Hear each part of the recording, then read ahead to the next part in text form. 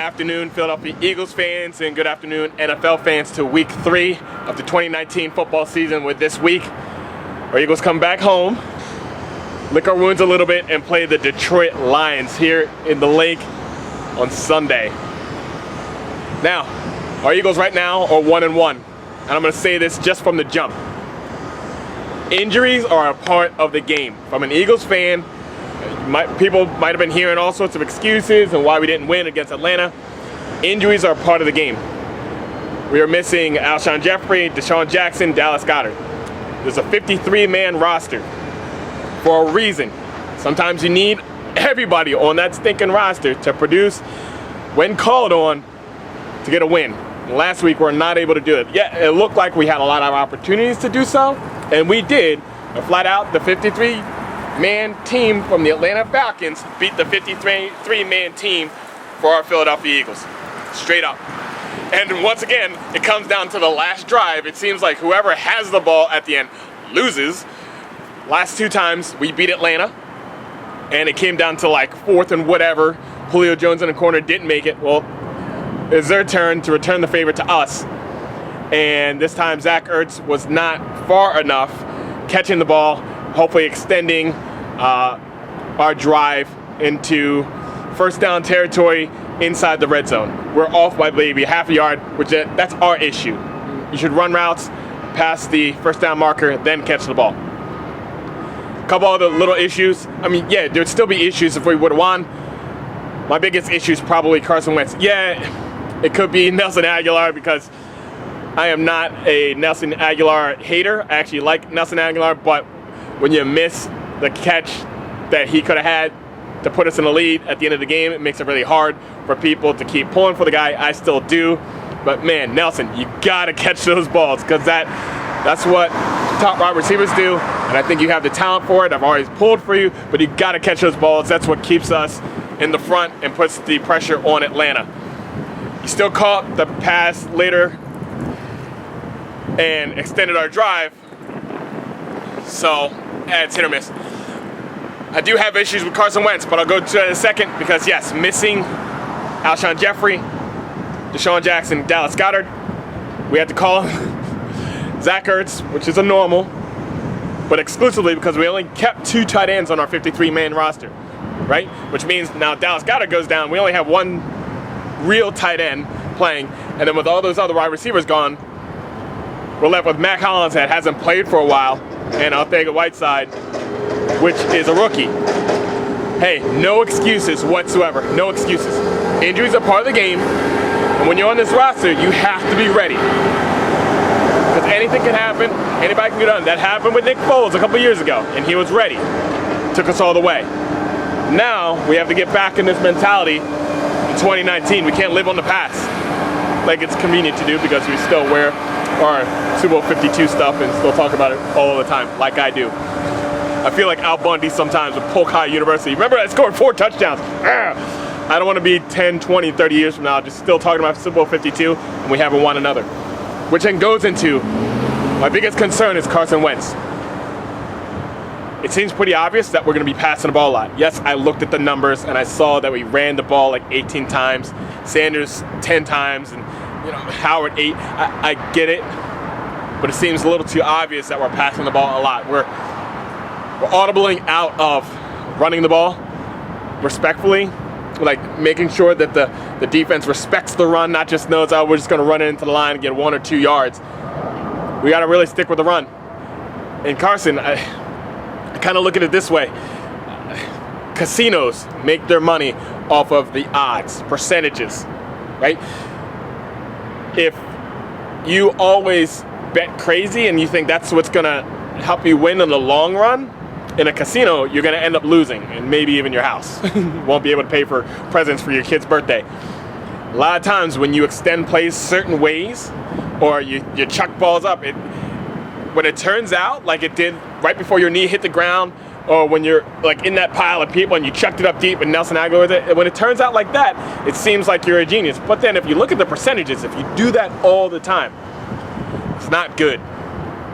It's not good. That's not long-term successful.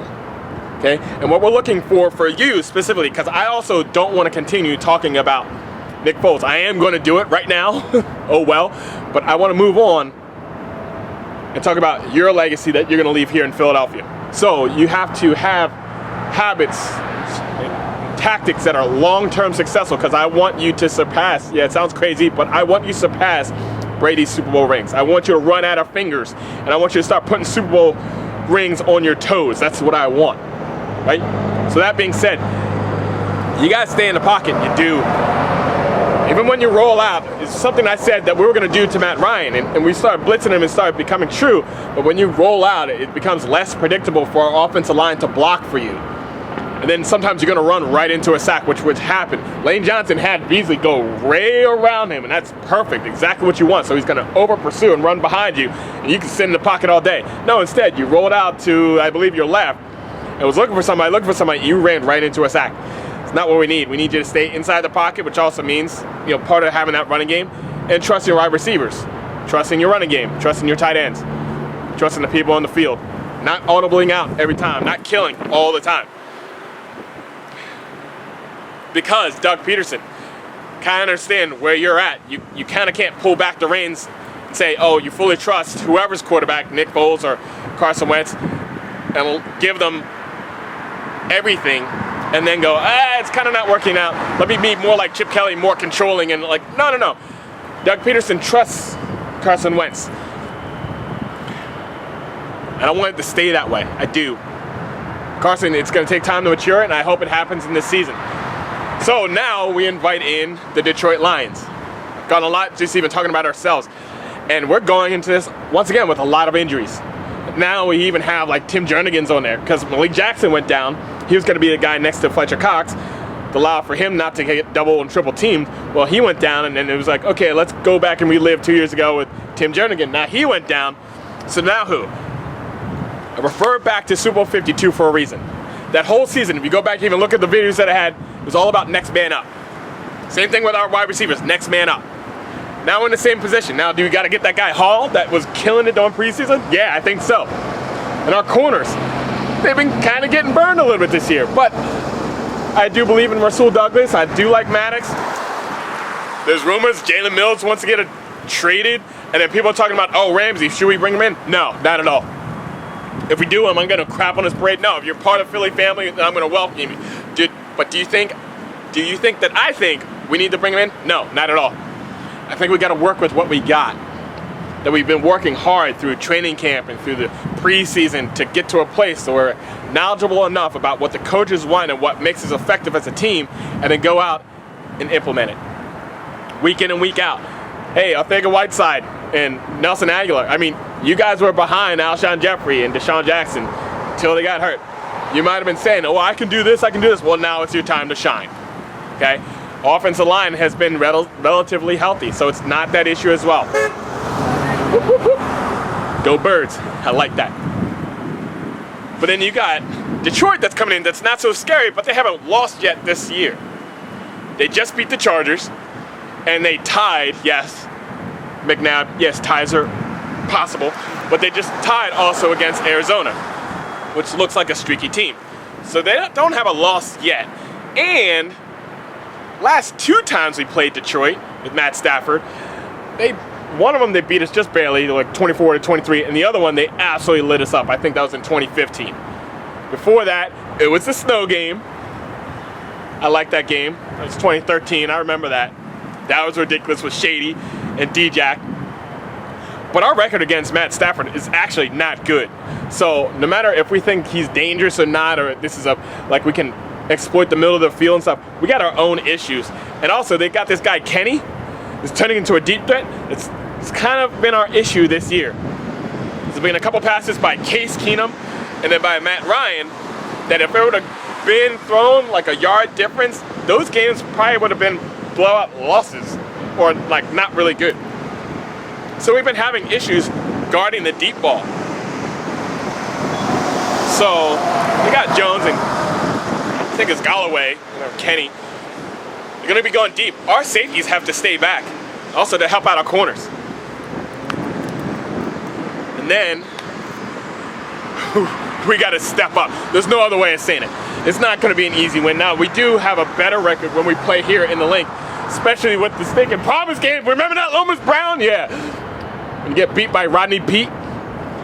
But we need to step up to the plate. The coaches, the players, the fans. This is the beginning of the season. We're 1-1. We're one game behind Dallas, and we're trying to keep pace in the NFC. There's a lot of injuries around the NFL, so the season is, I don't even talk about being over, but we got to run into a tough stretch against the Lions and the Packers. We can't make excuses in the process. So this week, we got to play against Detroit. Matt Stafford, Trisha, come away with a win.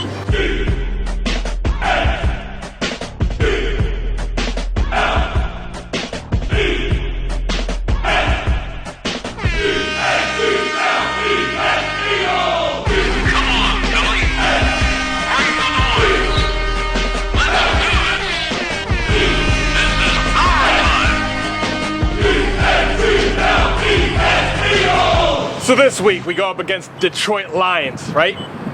They're a little bit more healthy than us, but we don't make excuses here in Philadelphia. It's next man up, and it's whoever's on the field needs to produce and come away with a victory. And Carson Wentz, the coaches, the fans, this team trusts you 100%. This is your city, this is your team. Let's go do something with it. Whoever suits up, come away with a victory. Let's go Birds. Let's support our team no matter what. Let's get on a roll and start winning again. Go Birds, beat Detroit. E-A-T-L-E-S, Eagles. Go Birds, baby, beat Detroit.